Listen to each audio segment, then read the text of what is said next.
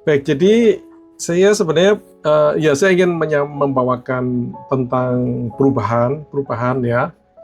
Eh, jadi judulnya seperti ini ya, Change Management based on Trust and Stewardship. Jadi kita kan sedang mempersiapkan OKR tahun 2006 ya. Jadi untuk itu saya ingin memberi ya dorongan kepada kita semua para pemimpin MRI ini untuk mempersiapkan OKR yang berani berubah. Intinya itu ya, berani berubah, tidak hanya copy dari yang lalu ya atau sedikit perbaikan dari sana, tapi kita membuat sesuatu yang berani berubah ya. Itu pesannya sehubungan dengan OKR, tapi kita belajar beberapa hal tentang hal ini, tentang manajemen perubahan ini ya. Jadi kita kan tahu saudara ya bahwa perubahan itu adalah istilahnya keniscayaan ya, inevitable, tidak bisa dihindarkan. Dan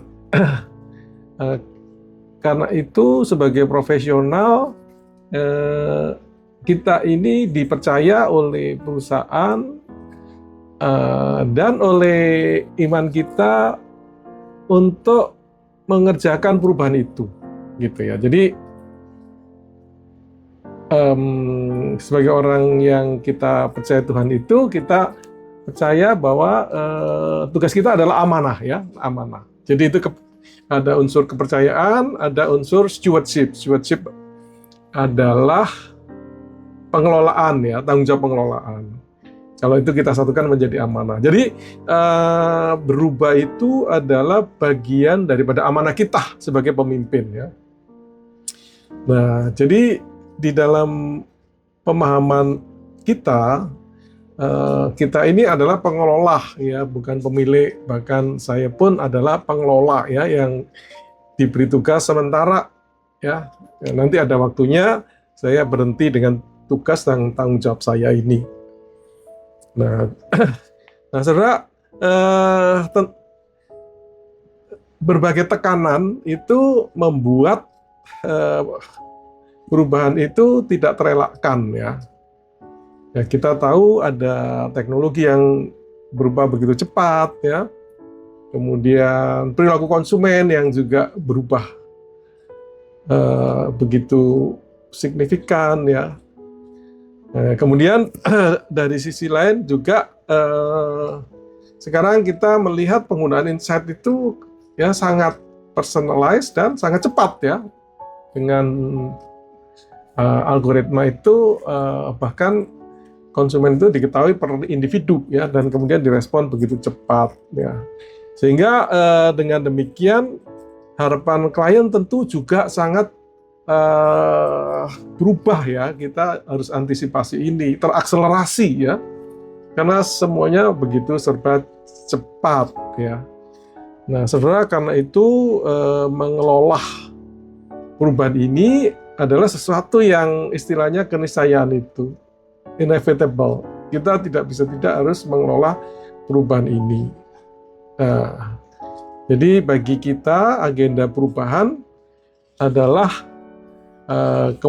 tanggung jawab kita sebagai profesional, bahkan sebagai tanggung jawab kita kepada iman kita ya, kepada Tuhan kita. Itu.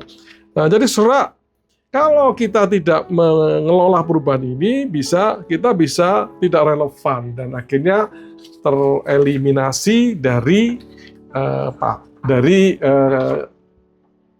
industri ya, dari lingkungan di mana kita saat ini berperanan ya. Contoh yang klasik itu adalah kegagalan Kodak ya. Zaman dulu saudara kalau bikin film, bikin foto itu kan beli film isinya 24 atau 32, kemudian difoto dan dicetak ya. Nah, itu Kodak mendominasi pasar. Kemudian pada tahun 75 seorang insinyur Kodak, Stephen Sesson, itu menemukan teknologi kamera ya, tapi manajemen menolak untuk meluncurkan karena tidak ingin merusak bisnis konvensionalnya itu, film roll-nya itu. Sehingga akhirnya kita tahu sekarang Kodak sudah tidak menjadi sejarah ya. Menjadi sejarah, tidak ada lagi di pasar, ada untuk entah untuk produk apa ya, tapi film itu dia sudah tidak ada peranan sama sekali. Jadi di situ ada sekumpulan pemimpin pada masa itu yang kurang tanda petik integritas ya di dalam melihat realitas bahwa ini adalah bisnis masa depan yang memang sesaat sepertinya mengganggu bisnis ya, tapi sebenarnya itu bisnis masa depan ya yang penting untuk kelanjutan perusahaan. Kemudian juga mereka juga tidak bertanggung jawab, tidak mengambil tanggung jawab untuk bertindak ya, karena melihat risiko-risiko itu. Jadi penolakan terhadap sesuatu yang benar ya, itu akan masa depan itu ternyata membawa kehancuran ya. Jadi karena itu kita bertanggung jawab untuk masa depan MRI ke depan ini ya, dengan mengantisipasi perubahan ya. Jangan sampai kita pelan-pelan kemudian atau satu titik menjadi tidak relevan seperti Kodak ini. Ya. Nah, mengapa perubahan begitu cepat ya? Jadi saudara, saya rasa tema tahun depan ini adalah kecepatan ya menurut saya ya. Kan kalau Pak Farid ngomong ke klien tentang e-banking itu kecepatan ya. Nah, kayaknya kita juga akan terimbas ya masalah kecepatan ini karena berbagai alasan ya. Pertama itu jadi konsumen itu memutuskan segala sesuatu itu menjadi jauh lebih cepat ya. Jadi dia itu terbentuk ya dengan digital itu tidak memutuskannya kayak zaman dulu. Kalau zaman dulu kan ada awareness, interest, trial ya, kemudian menggunakan ya. Sekarang polanya seperti tidak seperti itu. Dia lihat sesuatu yang viral, dia pakai terus atau dia ganti lagi ya, begitu cepat berubah ya. Nah, nanti di balik ini ada sedikit contoh ya. Kemudian teknologi juga membuat perubahan itu begitu cepat ya, karena teknologi berubahnya sudah tidak linier tapi eksponensial istilahnya ya, cepat dan melompat ya, tidak pelan-pelan lagi ya. Jadi siapa yang menggunakan teknologi, memanfaatkan keberadaan teknologi, dia yang akan unggul ya. Nah, kalau saya ganti dengan AI, siapa yang menggunakan AI akan unggul gitu, saudara ya. Kemudian yang poin ketiga, kompetisi ini saudara di dalam riset, kalau kita lihat di sarana gadget ini membuat kompetisi ini di dalam insight ini bergeser pada kecepatan insight ya, dan kemampuan prediktif. Kecepatan memberikan insight ya, kemudian prediktif. Jadi ingin bisa memprediksi bahwa apa yang ditawarkan itu relevan, akan dibeli oleh pelanggan mereka ya. Dan kemudian ada perubahan riset itu dari riset kemudian menjadi intelligence, kemudian jadi kalau riset itu adalah sesuatu yang menggambarkan apa yang terjadi, tabel grafik menggambarkan apa yang terjadi, intelligence itu menghasilkan semacam insight ya, rekomendasi strategis apa dari hasil riset itu. Kemudian foresight itu adalah apa yang akan terjadi ke depan, apakah yang akan terjadi selanjutnya, ya kan, klien kita kan ke arah sana. Dan kemudian automation ya, automation ini bagaimana insight itu dihasilkan secara terus menerus ya, hasilnya dashboard dan sebagainya itu yang bisa mereka lihat dari waktu ke waktu. Jadi standar baru itu insight yang dihasilkan terus-menerus. Ya. Jadi ini akan mendorong kita, walaupun ya kita tentu tidak semua kategori riset akan berubah ke sana, tapi trennya itu bisa menuju sana ya. Baik ya. Nah, jadi beberapa contoh itu tentang yang konsumen berubah cepat itu ada di kasus Ocean Spray ya. Ocean Spray itu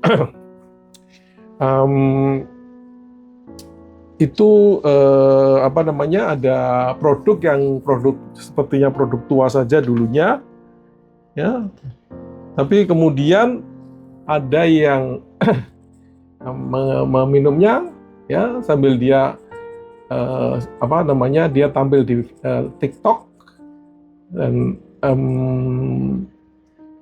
menyanyikan lagu tertentu gitu, dan kemudian menjadi viral dari brand, sehingga dari brand yang tidak dikenal oleh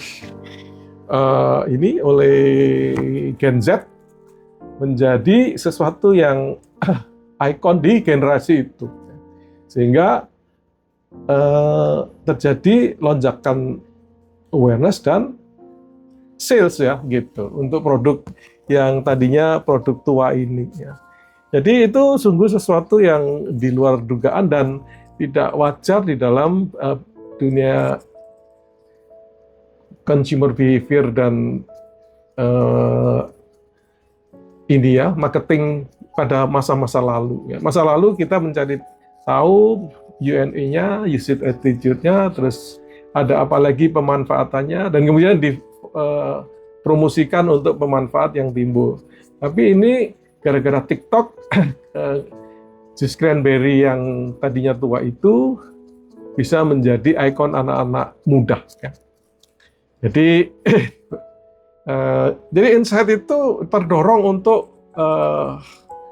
cepat sekali gitu ya.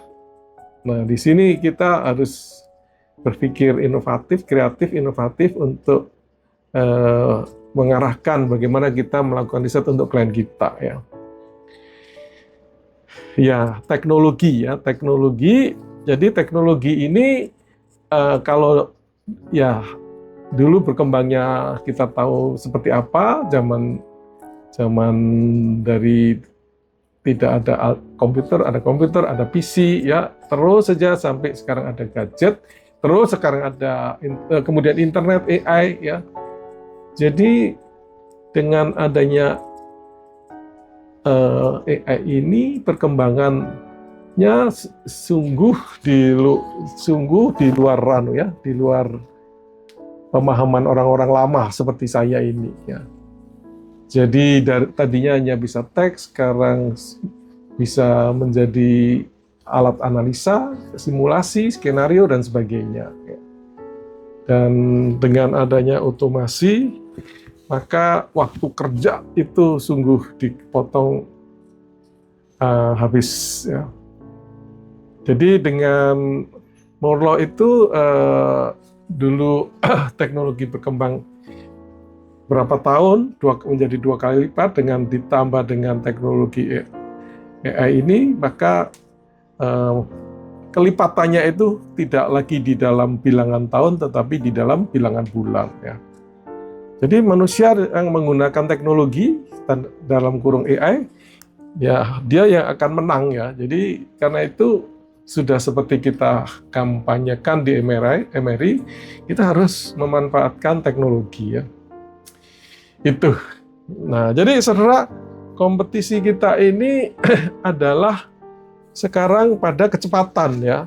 Kecepatan ya. Jadi persaingan tidak dimenangkan oleh siapa yang paling besar, siapa yang paling lengkap ya, tapi ya lebih kepada siapa yang paling cepat ya membaca arti suatu data. Paling cepat gitu ya. Jadi kalau kita lihat contoh Amazon dan Netflix ini, ya mereka tidak, ya kita kan kesulitan masuk riset di e-commerce ya, yang sejenis Amazon Netflix ini ya, karena mereka jelas menggunakan sumber riset yang berbeda ya. Mereka memanfaatkan real-time data yang mereka miliki dan memiliki model prediktif ya. Dengan data yang ada, mereka bisa membuat algoritma yang memberikan model-model prediktif untuk merekomendasi, memberi harga ya dan sebagainya ya. Jadi saudara, perusahaan seperti kita kalau kita tidak beradaptasi ya kita bisa kemudian tidak relevan itu. Itu yang saya terbeban ya saudara ya. Jadi kalau dilihat tahun depan untuk kita ya, mungkin ini sudah berlalu berjalan ya. Tapi kalau dilihat dari tren yang terjadi sekarang ke depan, maka persaingan adalah pada kecepatan ya, kecepatan. Jadi kita mungkin ada riset-riset yang tidak bisa secepat pasti model e-commerce ini, tetapi betapapun itu kecepatan harus mempengaruhi bagaimana kita melayani klien kita ya. Nah, jadi tadi sudah saya kemukakan riset itu berubah dari riset, intelligence, foresight, dan automation ya. Jadi kalau riset itu berbicara apa yang terjadi, hasilnya tabel dan grafik ya, yang seperti yang kita masih banyak berikan saat ini, ya kan? Kalau intelligence ini hasilnya adalah makna ya, insight yang kemudian kita berikan dalam bentuk rekomendasi ya. Jadi ini adalah progressing ke sana gitu ya. Dan kemudian foresight ya, apa yang akan terjadi ke depan, apa yang kemungkinan terjadi selanjutnya ya. Dan jadi di situ memerlukan simulasi dan prediksi ya. Jadi kalau dilakukan ini apa yang akan terjadi, kalau dikombinasikan demikian apa yang terjadi, dan kemudian automation ya, insight yang diberikan secara terus-menerus, mungkin dalam bentuk dashboard yang di assisted by AI atau teknologi seperti apa. Nah, saudara, tren seperti ini kita harus perhatikan supaya kita itu relevan, dan paling tidak sekalipun kita mengambil celah riset yang tidak digital pun kita juga terlihat dorongan kecepatan, dorongan insight yang relevan itu kita sajikan melalui riset kita ya. Nah, tapi tentu sisi lain kita perlu mengembangkan riset-riset yang memang menjadi kebutuhan saat ini ya, di mana diwarnai dengan kecepatan dan otomasi itu. Jadi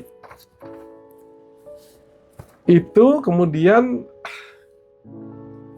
apa yang menyebabkan riset ini berkembang demikian cepat ya?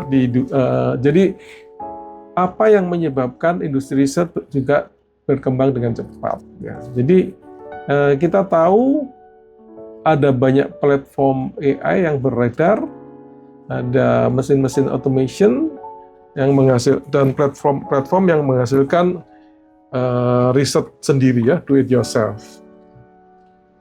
Jadi ini tentu akan mengubah dunia riset ke depan ya. Jadi sesuatu yang dulu-dulunya itu hanya dikerjakan dalam bulanan, kemudian menjadi mingguan ya, dan sekarang sudah bisa dikerjakan dalam jam ya, dalam jam. Jadi itu kan perlu kita waspadai ya. Kemudian pergeseran kecepatan konsumen ya, seperti sebenarnya sudah dibahas tadi ya, karena konsumen sekarang dipengaruhi oleh medsos, oleh review, kemudian rekomendasi yang dia terima ya, dan dia dilatih untuk membuat keputusan begitu cepat ya. Jadi dari dulunya dulunya mingguan mungkin menjadi jam-jam atau menit ya di dalam mengambil keputusan, beralih dari satu merek ke merek yang lain ya. Jadi untuk riset untuk industri riset ini jadi sekarang ini kecepatan itu ya menjadi sangat penting ya. Ya bukan sekedar kedalaman metodologi atau konten yang data yang lengkap gitu ya. Saya yakin sih akurasi masih penting sekali ya. Klien tidak mau terjebak di dalam menggunakan data kita insight ya. Tapi sekarang ini kecepatan diterimanya hasil itu menjadi penting ya. Jadi klien kita itu tidak menunggu di pola tidak menunggu laporan yang sempurna. Jika laporan itu sangat terlambat ya atau terlambat ya. Jadi insight yang terlambat berapa lama ya itu sudah menjadi tidak berguna ya, menjadi semacam sampah gitu ya, karena sudah nggak mereka bisa gunakan lagi, mereka sudah bergerak lebih lanjut ya. Itu saudara ya, dan kemudian muncul pemain riset yang non tradisional ya, non tradisional itu di satu seminarnya Perpi juga sudah disebut ya. Klien itu tidak menggunakan banyak melakukan riset tidak dengan perusahaan riset ya, tetapi dengan IT, perusahaan-perusahaan IT ya. Dan jadi ada perusahaan-perusahaan platform data ya, analitik ya, yang mereka memiliki data perilaku ya. Saya rasa di Indonesia semacam Telkomsel itu, setahu saya dia menawarkan riset juga ya.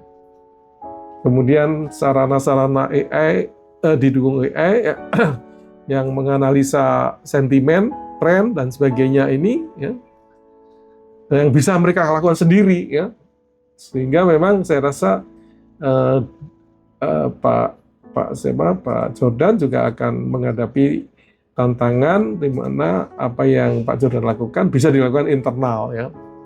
Kalau riset seperti pengumpulan data segala ini ya, mereka bisa ya, tetapi lebih berabe ya. Tapi kalau dengan menggunakan teknologi, menggunakan program itu banyak orang-orang internal mereka juga bisa ya. Itu yang membuat tantangan bagi kita ya. Perubahan paradigma ya.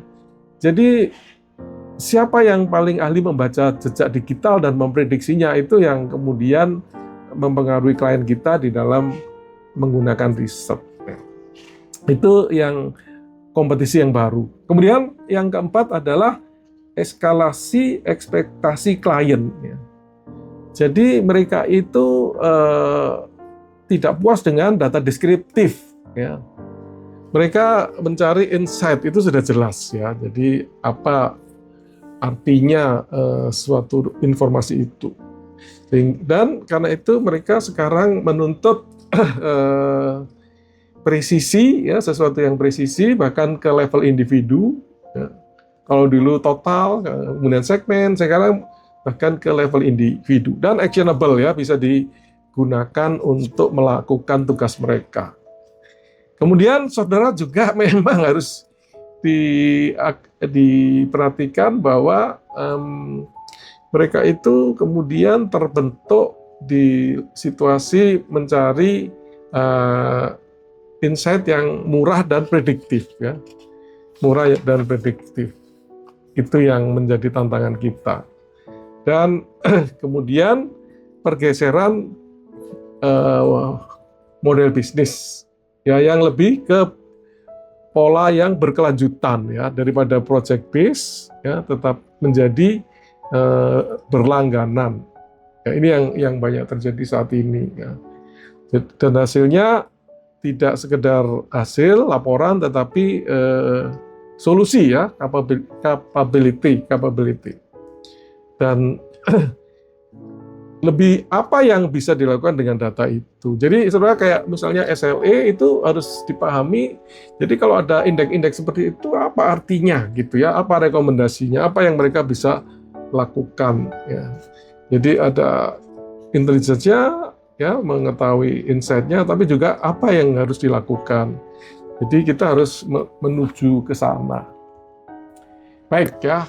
Jadi riset memerlukan, menurut saya, trennya itu kecepatan, akurasi tetap, dan prediksi.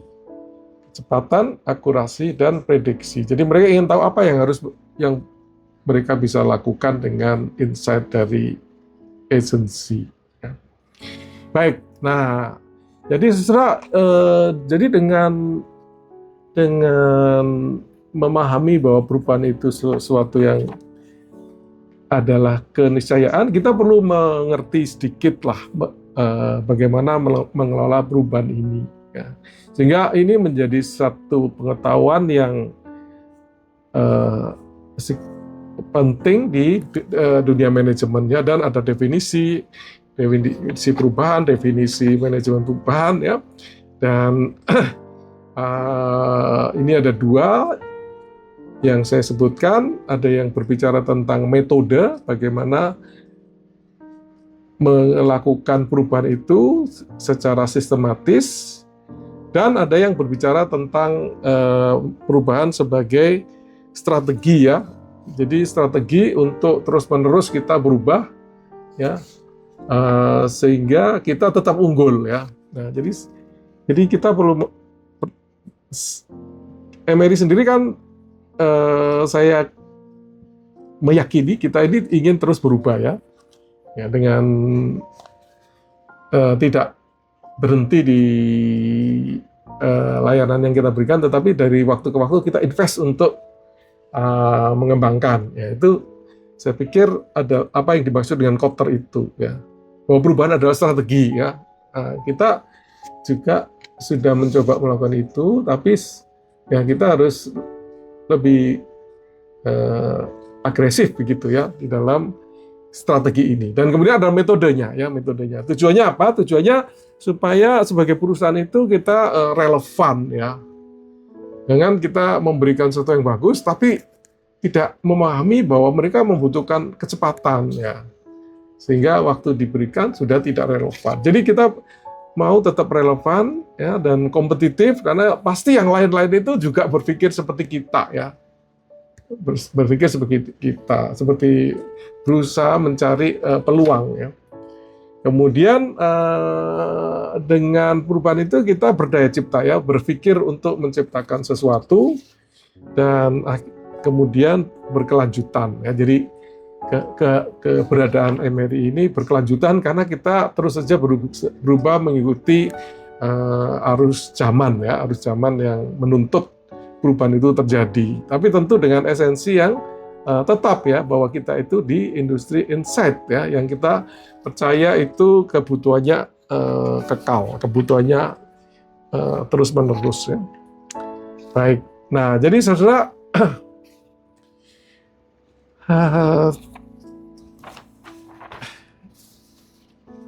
itu ya. Nah, jadi apa relevansi perubahan ini terhadap pengembangan OKR kita ya.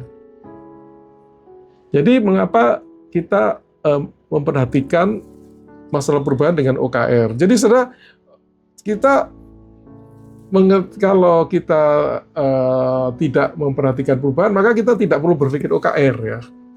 Yang kita kerjakan aja proyek, datang ya, kita bersaing dan sebagainya. Tapi kita memberi banyak waktu dan investasi ke pengembangan OKR dan mengerjakan OKR. Kenapa? Karena OKR ini adalah sarana ya, sarana dan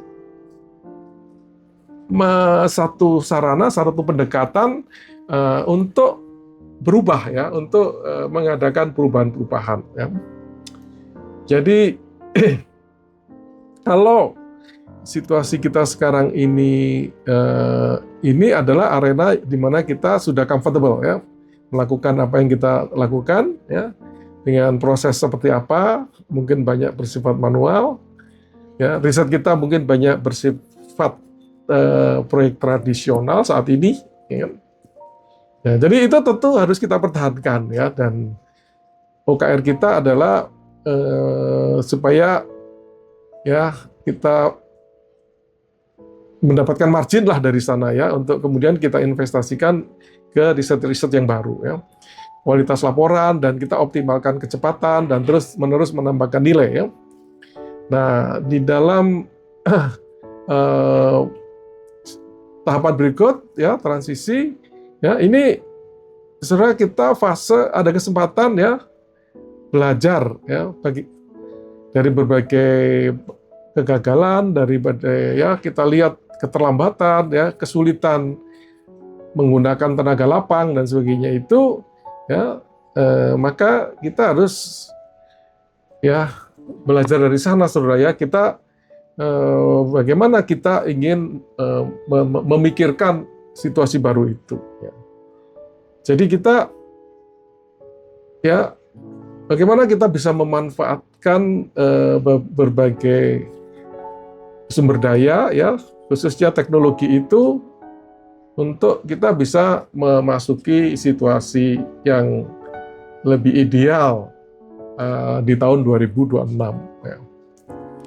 Nah, jadi setelah ke depan ini ya, maka kita perlu memvisikan ya, MRI itu akan menjadi BETSI seperti apa ya, istilahnya kan BETSI atau Insight Partner. Nah, itu tadi saudara ya, kalau mengikuti tren itu maka kita harus perhatikan masalah-masalah kecepatan ya. Jadi kelihatan lebih cepat gitu ya, walaupun risetnya bersifat tradisional ya, kecepatan ya. Jadi tidak berbulan-bulan gitu ya, yang ya kalau tadinya 2 bulan bisa nggak jadi 1 bulan gitu ya. Tapi yang menggunakan teknologi tentu harus jauh lebih cepat daripada itu. Kemudian bagaimana menjadikan riset kita ini lebih prediktif ya, prediktif terhadap hasil ya. Berbasis kapabilitas, memang kita memiliki kemampuan menguasai saudara ya. Jadi kalau kita bicara customer experience di SLA, kita tahu apa konsekuensi daripada indeks-indeks yang ada di dalamnya ya. Dan kita ingin mereka jangka panjang ya, karena itu bersifat berlangganan ya. Jadi kita harus, hasil akhirnya harus berpikir kecepatan, presisi, kepuasan klien yang melampaui standar industri. Jadi OKR yang ambisius ini tidak akan tercapai hanya dengan cara lama ya. Jadi kita harus menggunakan pendekatan-pendekatan baru ya. Mengelola transisi perilaku dan kapabilitas yang sekarang ini ya, dan melalui perubahan yang kita kelola ya, dengan OKR ini kita bisa masuk ke dalam budaya kerja yang baru ya, di mana kita concern dengan apa yang dibutuhkan oleh klien ya, yang dari tren yang terjadi adalah kecepatan, prediktif ya, membutuhkan kemampuan ya, bukan sekedar tukang riset ya, kemampuan ya jangka panjang begitu. Itu ya. Baik, itu kenapa pentingnya perubahan ini di dalam kenapa kok perubahan ini penting? Karena OKR yang kita kerjakan ini di dalam rangka menjadikan perubahan itu di dalam MRI. Ya. Baik, nah jadi saudara, karena itu ya poin berikut adalah mari kita menjadi perusahaan yang proaktif ya. Jadi mari kita memilih untuk memimpin, bukan sekedar bertahan ya. Jadi mari kita menjadi perusahaan yang merancang masa depannya ya.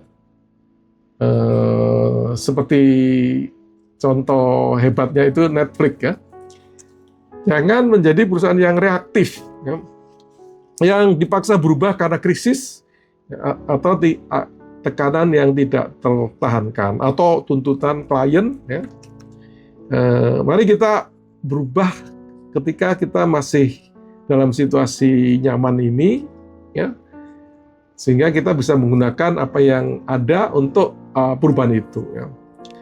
Jadi itu contohnya adalah Netflix, loh ya. Netflix itu dia bahkan mematikan bisnis DVD-nya, ya, ketika itu masih ada untungnya gitu, ya. Ya, saya sendiri pikir nggak akan menutup lah namanya BSCM dan sebagainya, itu tidak perlu sampai ditutup, ya, karena kan riset bisa macam-macam, ya. Tapi kalau bisnis hiburan itu, ya, kalau nggak model DVD zaman itu, ya sarananya adalah streaming, ya. Dan Netflix berani menutup bisnis DVD-nya itu, ya, dengan menggunakan streaming, ya, dengan pindah ke streaming, gitu, ya. Kita jelas tidak akan se-ekstrim itu, ya, tetapi kita ingin proaktif, ya. Nah, jadi gunakan OKR ini sebagai wujud bagaimana kita proaktif mengantisipasi masa depan MRI, ya. Baik, ya. Jadi saudara, proaktif adalah berarti proaktif ini adalah sesuatu yang amanah. Amanah itu artinya kepercayaan dan tanggung jawab, ya. Jadi kita memiliki tanggung jawab untuk proaktif. Kita memiliki kita dipercaya untuk proaktif. Jadi kalian sebagai pemimpin, kita sebagai pemimpin dipercaya untuk proaktif, ya. Proaktif apa? Proaktif mengelola masa depan, ya. Jadi kita memastikan, ya, MRI ini berkelanjutan bagi generasi berikut, ya. Jadi bukan generasi kita saja, tetapi generasi berikut, ya. Kemudian kita mencegah amanah yang sedang kita pegang ini merosot, ya. Jadi proaktif ini bentuk kesetiaan kita pada kepercayaan klien dan tim dan seluruh organisasi kepada kita, ya. Jadi dengan kepercayaan mereka kepada kita saat ini sebagai pemimpin, kita mau proaktif, ya. Proaktif apa? Proaktif kita berubah, ya. Dan proaktif adalah juga sebagai kewajiban profesional, ya. Jadi sebagai profesional kita mengantisipasi masalah, menyiapkan solusi sebelum klien kita itu merasakan, ya. Lama-lama dia merasa kok MRI ini lama sekali gitu, ya. Ya, kita harus antisipasi, ya, karena akan terjadi tren-tren yang mendorong mereka ekspektasinya meningkat, ya. Jadi proaktif ini adalah tanggung jawab moral kita, ya. Baik, ya. Nah, jadi sesuai bagaimana kita mewujudkan proaktif di dalam OKR tahun 26. Jadi saudara, mari kita jangan berpikir OKR sebagai sesuatu yang rutin, ya.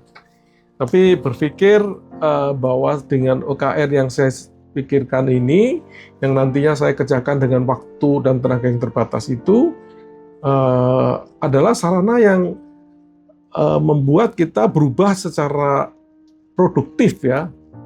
Kita berubah untuk sesuatu yang produktif, ya. Itu pertama. Kedua, mari kita menggunakan OKR yang kita akan buat itu sebagai sarana untuk bereksperimen, ya, mencoba sesuatu yang baru, ya, yang belum pernah kita lakukan, ya. Saya lihat dengan adanya Pak Jordan kita bisa bereksperimen macam-macam, saudara, ya. Dan di SLE kita tawarkan tambahan modul menggunakan riset digital, ya, riset dengan pendekatan digital, ya, bukan dengan. Jadi itu eksperimen yang harus kita perluas, ya. Ya, mungkin bisa nanti menyimpulkan apa yang dibaca di dalam riset PSCM, apa yang direkomendasikan, mungkin dengan bereksperimen menggunakan digital, ya, saran digital. Dan kemudian adalah membangun keunggulan kompetitif, ya. Mari kita mengembangkan kemampuan kita, ya, yang klien mungkin belum membayangkan kalau bisa, ya, tapi yang mereka butuhkan, ya, tentu seperti itu. Jadi kita bisa tetap unggul dibandingkan dengan kompetisi kita, ya. Jadi saudara, OKR 26 ini adalah kesempatan kita untuk berubah saat kita masih punya pilihan, ya. Saat ini kita masih punya pilihan, saudara. Kita berjalan seperti ini mungkin beberapa tahun masih bisa survive, ya. Tapi kalau kita tidak berubah, tidak terus berubah mengikuti tren, ya, mengikuti tuntutan tren perubahan di klien kita, ya, di customer kita, teknologi, titik itu sudah tidak ada pilihan, kita harus berubah, ya. Tapi kita sudah sangat sulit itu, ya. Mari kita melakukan pada saat kita masih dalam keadaan baik seperti ini, ya. Baik, saya rasa sebenarnya itu, ya. Tapi ada sedikit lagi di dalam, ini ada sedikit prinsip yang sedikit filosofis itu, ya, filosofis. Jadi kenapa kita memikirkan perubahan, ya? Karena perubahan sebagai orang yang punya keyakinan iman itu adalah amanah, ya. Kita itu sebagai pemimpin, ya. Kalau sebagai tim, ya, kita harus terbuka untuk perubahan, ya. Kita harus mau belajar untuk berubah. Tapi kalau sebagai pemimpin, dia yang drive perubahan itu, ya. Jadi masing-masing pimpinan, ya, Farid, Ripka, kemudian Kadit, ya, mereka semakin ini sebagai leaders, ya, mereka yang punya tanggung jawab untuk mendrive perubahan itu, ya. Dan ada 3 pilar di sini, ya. 3 pilar perubahan itu adalah satu, integritas, ya, melihat fakta apa adanya. Jadi kalau kita lihat ini ada kenyataan-kenyataan bahwa terjadi perubahan seperti ini di iklim yang mempengaruhi industri kita, ya, kecepatan, prediktif, otomasi, ya, kita harus punya tanggung jawab, ya, melakukan sesuatu, ya, dengan fakta yang kita baca itu, ya. Jadi kita tidak bisa membela cara kerja kita yang sudah menemui, ya, menghasilkan kegagalan, ya. Kita tidak bisa berhenti di cara yang, ya, dari dulu begini, tidak bisa begitu lagi, saudara, ya, sebagai sebagai pemimpin, ya, sebagai pemimpin yang bertanggung jawab. Kemudian akuntabilitas, ya. Jadi sebagai pemimpin, ya, yang memegang amanah perubahan ini, ya, kita bertanggung jawab, ya, bertindak walaupun sulit, ya, itu tanggung jawab profesional kita, ya. Jadi kita memiliki, ya, tantangan ini, ya, bahwa kita harus berubah, ya. Dan kita juga sebagai pemimpin zaman sekarang ini, pemimpin kan adalah pelayan, ya. Jadi bukan untuk ego kita memimpin, untuk kita dipandang, untuk kita dilihat sukses, tetapi kita mau membangun tim untuk sukses bersama, ya. Jadi kita yang memberi arah, kita yang mencari sumber daya, kita yang memberdayakan tim kita, ya, sehingga tim kita itu bisa bersama memasuki situasi perubahan itu, ya. Itu. Berikut lagi adalah ini, saudara, model klasik bagaimana transformasi itu dikerjakan, ya. Jadi ada di situ berbicara ada 3 fase, ya, dan masing-masing ada 1 atau 2 atau 3 langkah, dan untuk bagaimana memastikan perubahan terjadi, ya. Jadi yang pertama itu adalah langkah menciptakan iklim perubahan, ya, agar suasana, dan apa yang saya pikir saya sampaikan ini sedikit banyak menciptakan adalah sedikit banyak untuk poin 1, ya, menciptakan urgency, ya, dengan menggambarkan apa yang terjadi, ya, saya ingin mendorong, ya, ada terasa urgensi, oh iya ya kita harus berubah karena kita berpikir jangka panjang, kita tanggung jawab sebagai profesional ya. Nah, koalisi ya, membangun tim dengan pengaruh dan semangat untuk maju bersama ya. Jadi perubahan biasanya dari pimpinan, kemudian dari kelompok tertentu ya. Kita perlu menggalang tim itu ya, sehingga tidak sendiri gitu ya, tidak sendiri. Jadi kalau di antara saudara ada yang berpikir ada perubahan tertentu, saudara bisa mencari tim ya, beberapa rekan yang bisa diajak menggulirkan perubahan itu ya.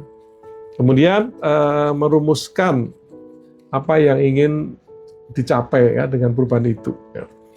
Contohnya misalnya ya, MRI akan menjadi, kalau dulu kan kita bilangnya MRI adalah agensi pilihan ya. Nah, kita mungkin bisa tetap agensi pilihan karena mendeliver insight paling cepat, paling presisi di kategori perbankan misalnya begitu, atau di customer experience. Jadi ya, apa perubahan itu yang ingin dicapai ya? Ya, kalau masalah kecepatan ya kita bisa visikan, kita memberikan insight tercepat atau cepat ya. Ya, jadi paling insightful atau ya paling presisi berarti ke arah individu. Jadi tergantung apa yang kita pikirkan ya. Jadi rumuskan visi itu ketiga ya. Nah, 456 itu adalah mulai mendorong keterlibatan seluruh tim ya. Jadi untuk itu kita perlu komunikasi, kita perlu empowerment tim, dan perlu quick win ya. Jadi komunikasi secara konsisten, berulang-ulang ya.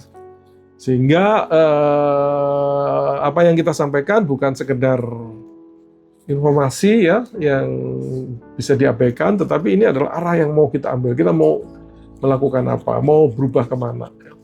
Kemudian empowerment ya. Jadi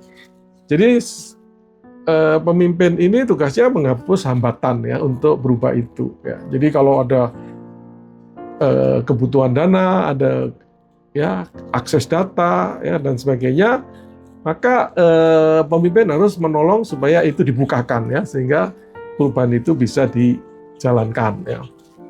Kemudian menurut Kotter ini perlu ada quick win ya, perlu ada tahapan-tahapan yang menunjukkan keberhasilan kecilnya gitu ya, sehingga tim ini bersemangat ya.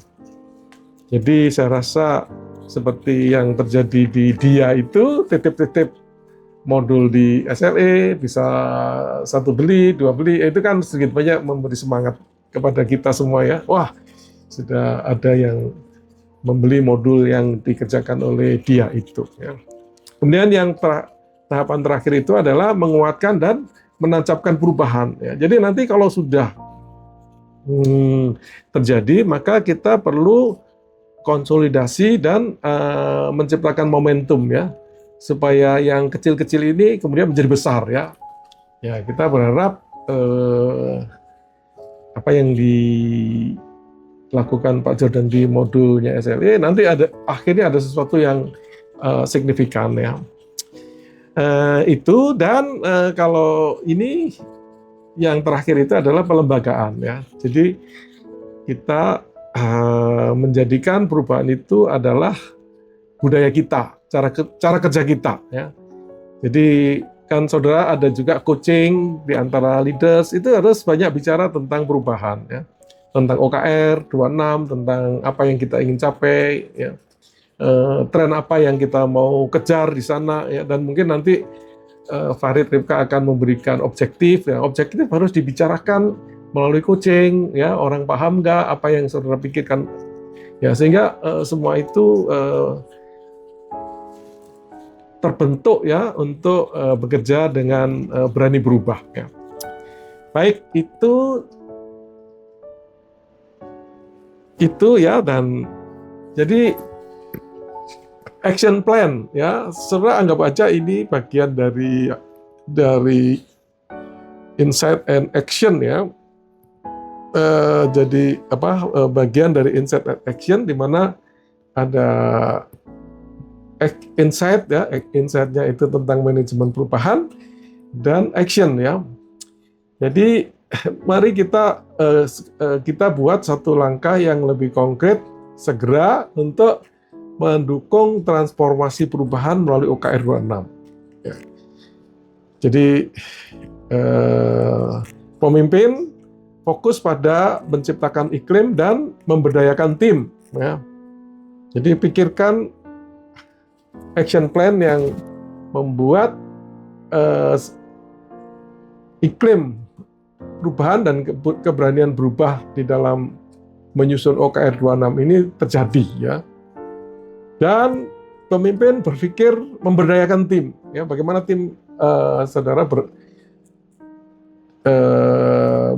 ditolong ya, diangkat untuk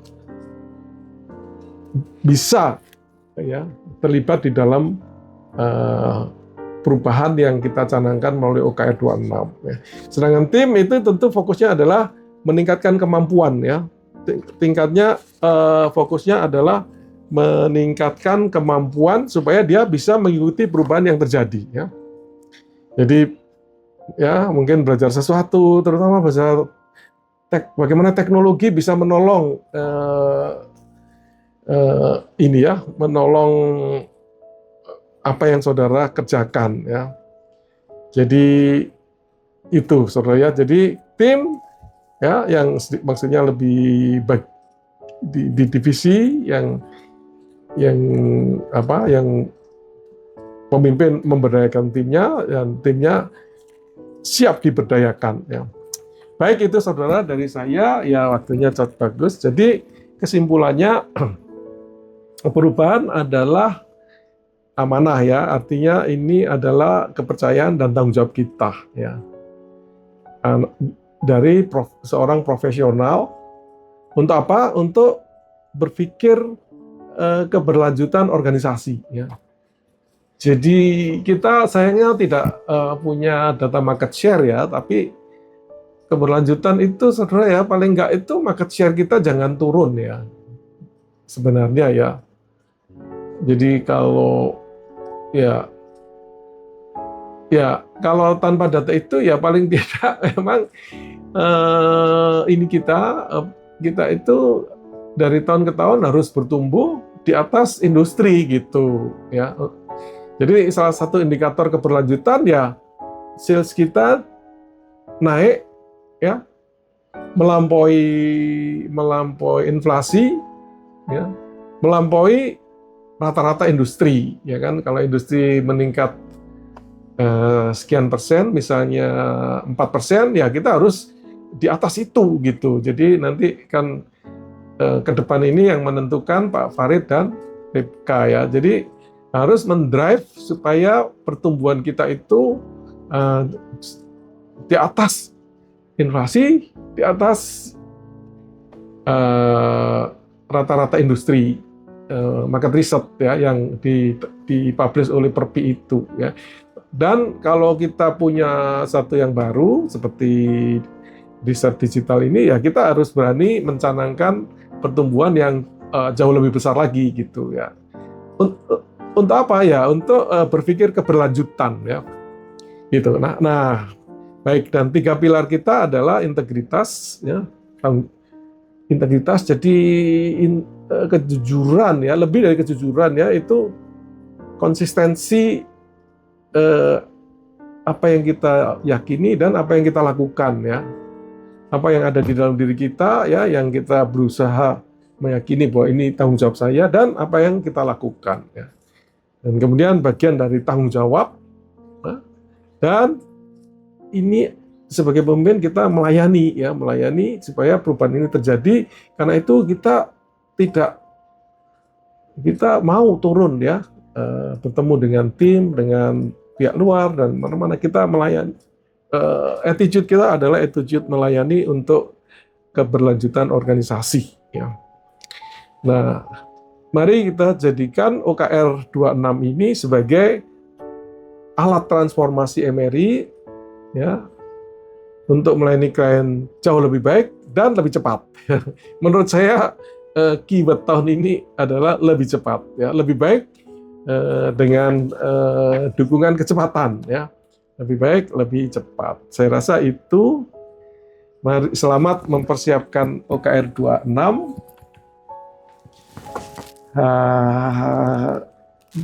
Dan itu ada stick quote satu yang saya ambil, leadership is stewardship. Jadi adalah pengelolaan dan it is temporary ya. Kita assume tanggung jawab ini sementara saja dan you are accountable. Kita bertanggung jawab ya, bertanggung jawab kepada organisasi, manajemen, tapi juga kepada Tuhan ya yang kita percaya itu. Baik, itu dari saya. Saya kembalikan waktunya. Kalau ada pertanyaan juga bisa. Kalau tidak, itu tadi salah satu hal yang penting di dalam poin tadi ada action plan yang perlu dibuat oleh pemimpin dan dibuat oleh tim ya.